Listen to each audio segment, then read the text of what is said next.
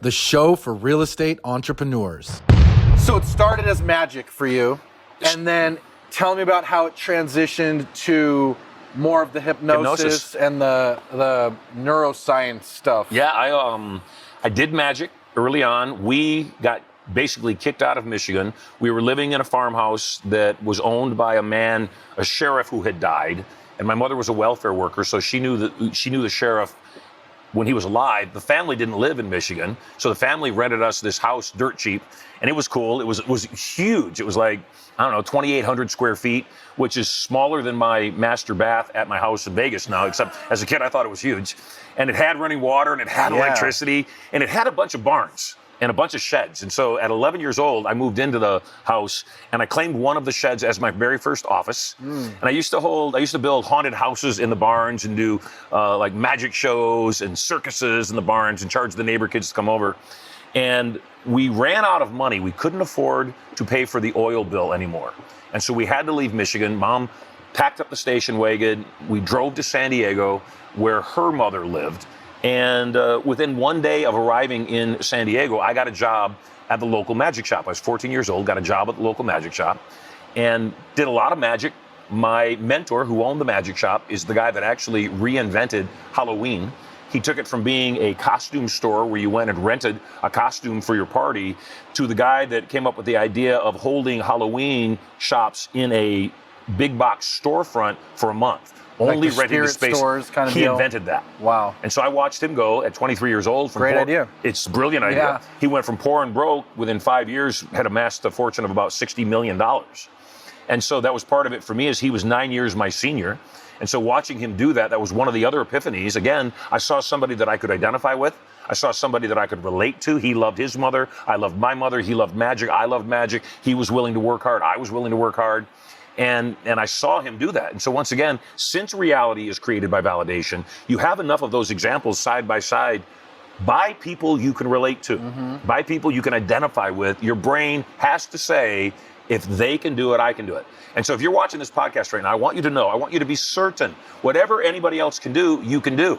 It's not a matter of can you or will you or should you or could you. No, it's done.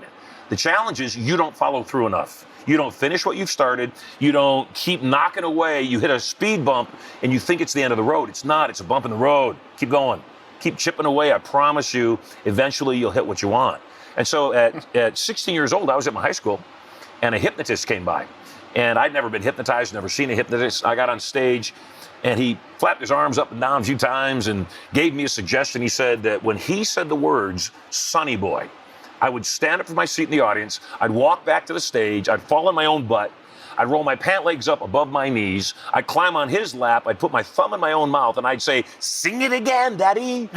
Well, I'm going back to my seat, Oliver, and I'm thinking to myself, there's no way I'm going to do this. And I'm wearing my sister's clothes to school. I'm already self-conscious. And I go back to my seat in the audience, and he says, "Sonny boy." And it was like a magnet was pulling me back. And I'm going back to the stage, and I'm thinking, I don't have to do this. Why am I doing this right now? No, I wasn't even asking why. I don't have to do this. And I go back to the stage, and I fall on my butt, and I roll up my pant legs, and I sit on his lap, and I put my thumb on my mouth, and I say, "Sing it again, Daddy." And I went home that night, and my head was spinning. Right. Not from the margarita, because I was 16. It was, and I went home that night, and I thought, was I actually hypnotized, or was I just doing what he told me to do? And I thought, well, what if he had told you to be confident? And you did because he told you to. What if he had told you to get off marijuana? Because I was smoking pot at the time. I thought, what if he had told me to go out and be a multimillionaire? And because he told me I could, I believed it was certain. And I just went out and took positive, powerful, productive action in the present moment. I realized in that moment, if that was hypnosis, he said I did, no question. If that was hypnosis, then that was one of the most powerful forces on the planet. Wow. And since then, it took me a few years. I hypnotized my first subject at 17. There was a girl that I was best friends with that I didn't want to be best friends with. I wanted to be her boyfriend, except I'd entered the friend zone and couldn't shake it. And so she was my first hypnotic subject. After I hypnotized her, she couldn't keep her hands off of me. I mean, all over me, wanting to make out and fool around. I'm going, dang, I like hypnosis. This is good stuff. I think I might do this. I'm onto something I might here. do this. And I hypnotized 2 more people with great results. And then the challenge was I didn't know enough about it. And the next 3 subjects that I went to hypnotize didn't respond well. And so I thought I'd lost my mojo. And I didn't really think about it. Didn't even have it on the front of my mind. Fast forward, from the time I was 21 till I was 23, I went through 8 jobs and 8 apartments in 2 years. I was searching for who I was, my identity. And at one of the jobs that I had, I was a DJ, mobile DJ. And we would go to wedding receptions, we would go to the military base. And one of the other DJs, we'd get $250 a night, we'd do 4 hours, decent money. That's what, $62, 50 cents an hour. Yeah. Good money. At the time, that's crazy. I'm 23 years old, really Right. good. Not working hard, it was fun work. And this one guy disappears. And then one day I'm back on the military base, and there's a poster of him as hypnotist. And I went, whoa. And so I called him, I said, dude, what are you doing? He said, I'm a hypnotist now.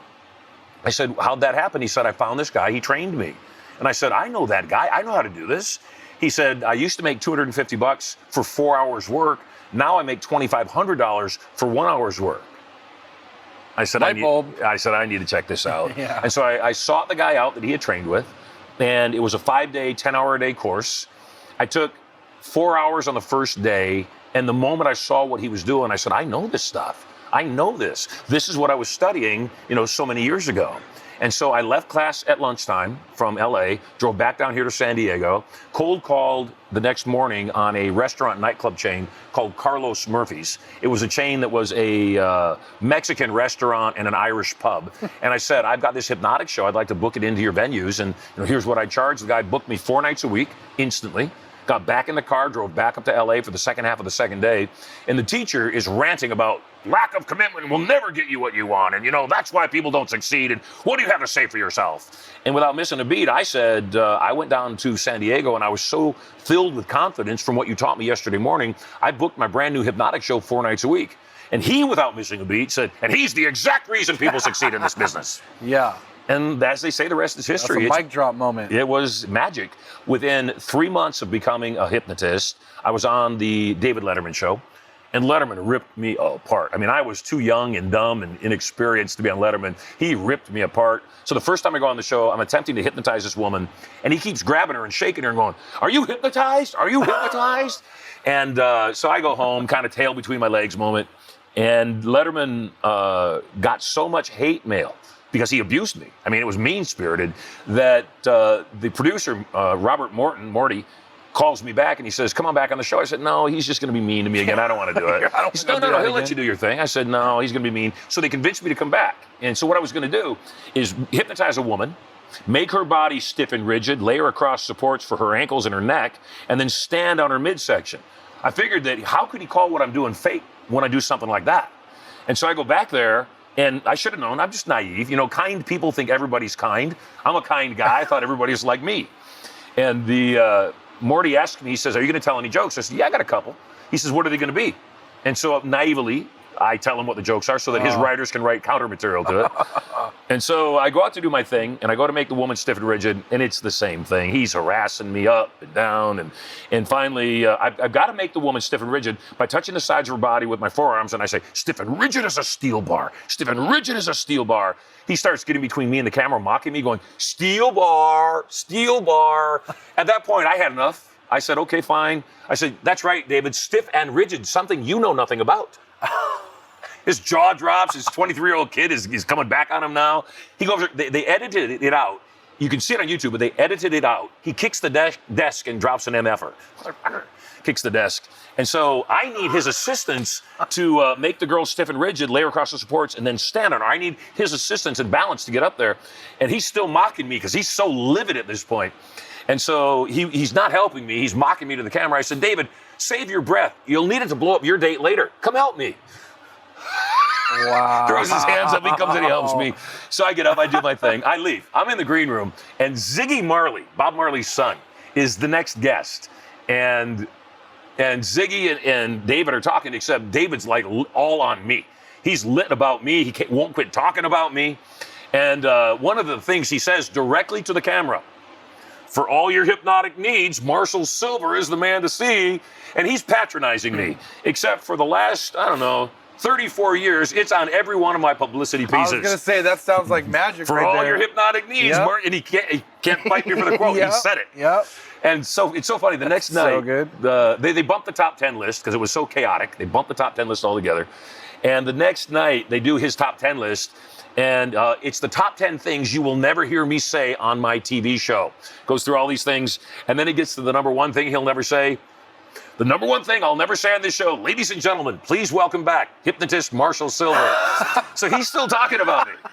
So every single 6 months after that, I get a call from Morty, and he'd say, Marshall, come be on the show. I said, no, he's kind of a Richard. I don't want to go back on the show. I don't want to do it. And 10 years later, I have an infomercial that we've done $120 million in the first year with the show. The show's a big success. I'm all over the media.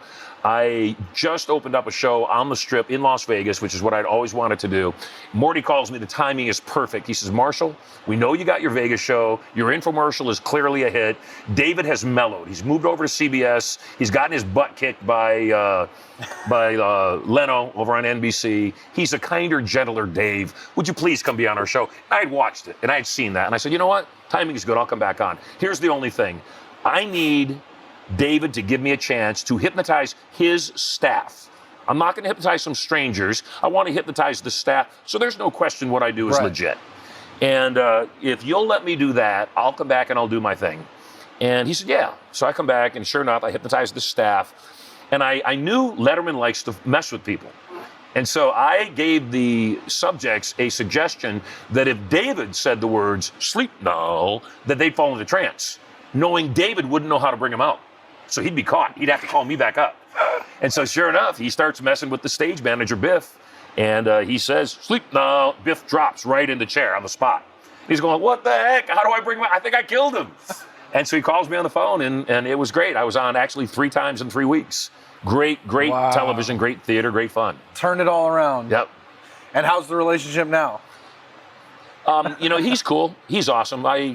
I have my own beliefs about how the world works, and I don't like people that are mean. And with our President Trump, I've seen a lot of people that I used to respect just say the most ridiculous, mean things, and I won't have anything to do with those people. He's a great guy, phenomenal entertainer, extremely smart. I just don't like mean politics. Yeah, fair enough. So went on record right there. I just did it. To listen to this full Founders Club interview, go to foundersclub.tv.